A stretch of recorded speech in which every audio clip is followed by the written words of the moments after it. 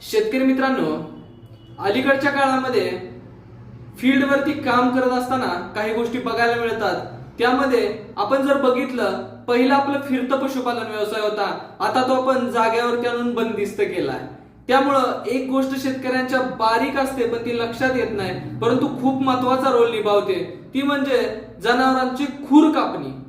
जनावरांचे जे खूर आहेत, मी कित्येक वेळा कित्येक ठिकाणी फील्डवरती काम करताना बघतो की जनावरांचे खूर वाढलेले असतात, नख्या जे आहेत ते पसरलेले असतात किंवा मोठ्या झालेल्या असतात.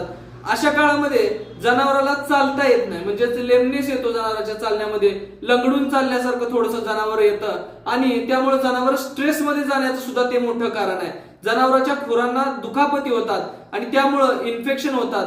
तसेच जनावरांचा याचा परिणाम जनावरांच्या दुधावरती शेतकरी मित्रांनो आवर्जून होतो. खुरामुळे जनावरांचं दूध बऱ्याच वेळा कमी झालेलं मी बघितलंय, कारण खुरामध्ये असलेल्या आतमध्ये जखमा किंवा इन्फेक्शन होतं, पस तयार होतो, पण तो बाहेरून न दिसल्यामुळं शेतकऱ्याच्या दुधावरती परिणाम होतो, जनावरांच्या शरीरावर परिणाम होतो, जनावरांच्या माज दाखवण्यावरती सुद्धा याचा परिणाम होतो. आणि या गोष्टी टाळायच्या असतील तर आपल्या जनावरांचं 6 महिन्यातून एकदा आवर्जून खूर कापणी योग्य व्यक्तीकडून करून घेणं गरजेचं आहे. जर आपण वेळेत खूर कापणी करत असाल तर आपल्याकडे ही समस्या बघायला मिळणार नाही.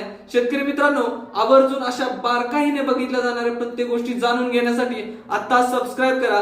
धन्यवाद.